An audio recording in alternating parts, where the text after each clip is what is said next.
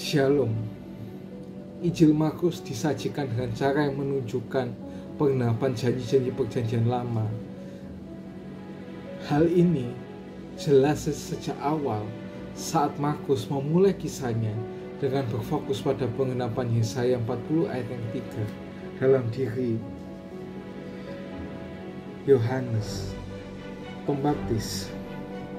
Seperti yang katakan di Markus 1 ayat yang ketiga, ada suara yang berseru-seru di padang gurun, persiapkanlah jalan milik Tuhan, luruskanlah jalan baginya. Hal ini mempersiapkan Israel untuk kedatangan Mesias yang menghibur umatnya, seperti yang ada di juga Malaki 3 ayat yang ke-1.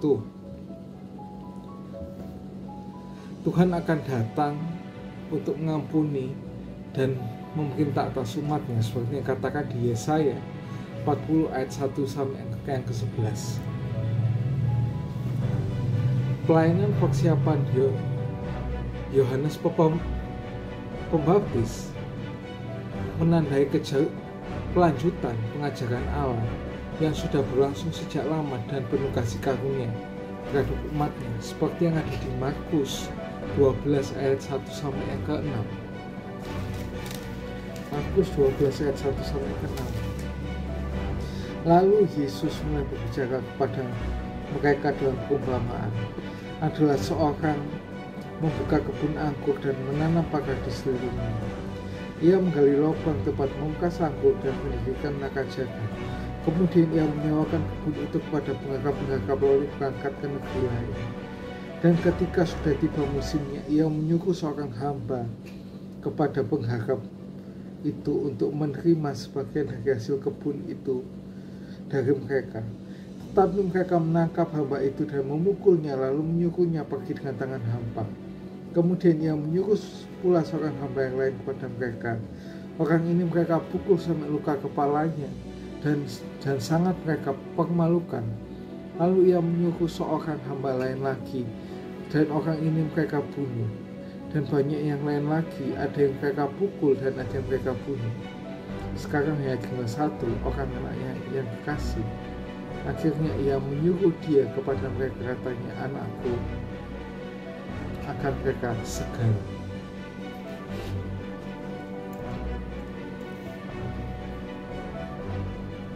Asal mula pengejaran ini kembali pada pendirian Allah atas ciptaannya yang baik.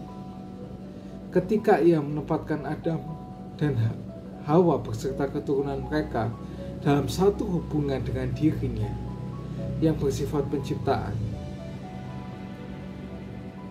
yaitu hidup dalam ciptaan Allah, kemudian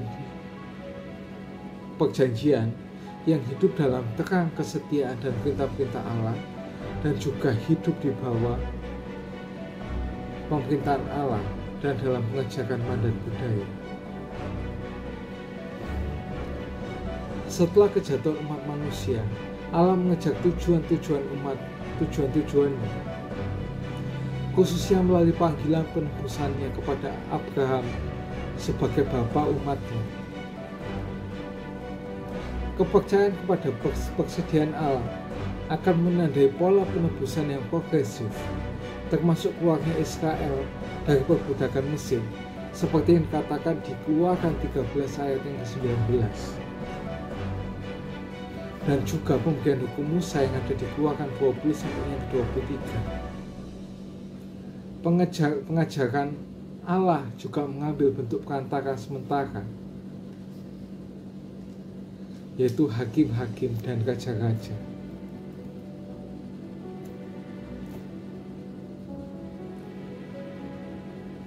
Allah menepati janjinya bahwa ia akan menyucikan suatu umat bagi dirinya, seperti yang katakan di Markus 14 ayat 53 sampai 65, dengan menegakkan dan memerintah atas suatu bangsa yang kudus, yaitu Israel, yang ada di Yesaya 40 ayat 10 sampai yang ke-11.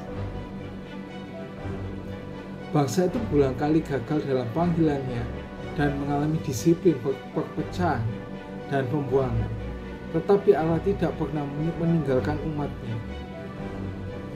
Berabad-abad setelah kembalinya dari pembuangan Babel, Yohanes Pembaptis mengumumkan di padang gurun sebuah tempat persiapan, pemurnian, dan pengujian intervensi besar Tuhan yang dijanjikan oleh para nabi-nabi.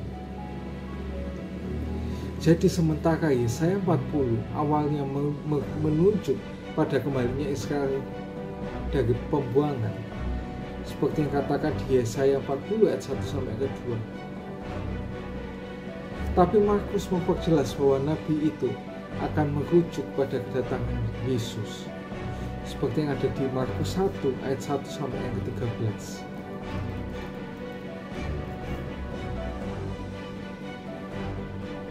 Ketika Markus melanjutkan kisahnya, Tuhan secara mengejutkan datang dengan memakai sandal dalam diri Yesus, yang melaluinya kita akan melihat keilahian yang telah dijanjikan para nabi.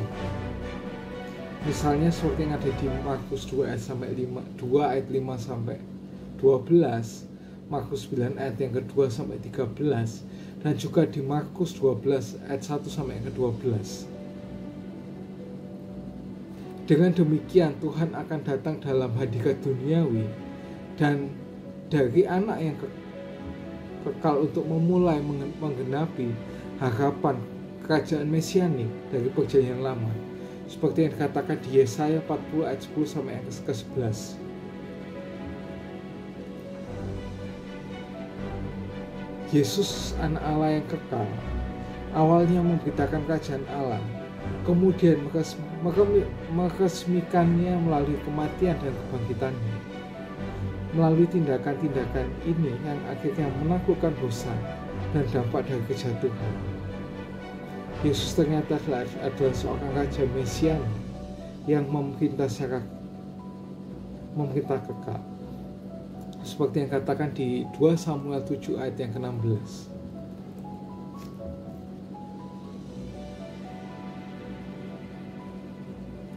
Tujuan utama Markus dalam konteks pengejaran historis penebusan Allah yang sedang berlangsung atas umatnya adalah untuk bersaksi tentang panggilan kasih karunia Yesus, yaitu panggilannya untuk menjadi murid.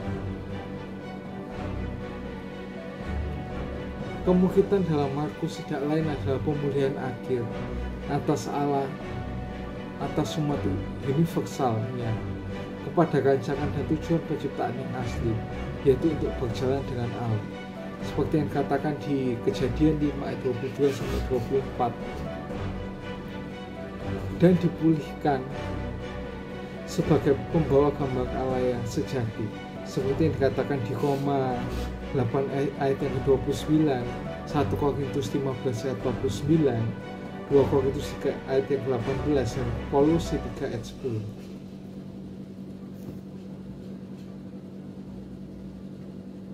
Pemulihan ini secara bertahap mengatasi tanda-tanda kejatuhan berdasarkan penebusan, pengganti Kristus, penyembuhan, teladan, dan pengajaran.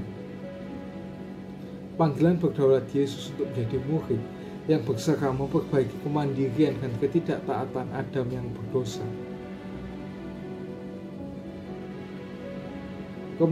Kemuridan bukan sekedar tata tertib perilaku tertentu bagi para murid. Menjadi murid Kristus berarti bergabung dengan umat Allah dalam ciptaan Allah, berada di bawah perjanjian kekal dan pemerintahan kerajaannya, dan hidup dalam ketergantungan kepada Allah, bukan dalam ketidaktergantungan padanya. Pada akhirnya kita akan melihat bahwa pemuridan dalam Injil Markus itu mengalir dari ketergantungan kepada pribadi sang guru yang menawan dan patut dicontoh, pengajaran formatif, dan pekerjaan penebusan. Singkatnya, Injil Markus menunjukkan bahwa Yesus datang sebagai penggenapan harapan dan janji perjanjian lama, bahwa Allah akan dengan murah hati memulihkan umatnya yang tersesat.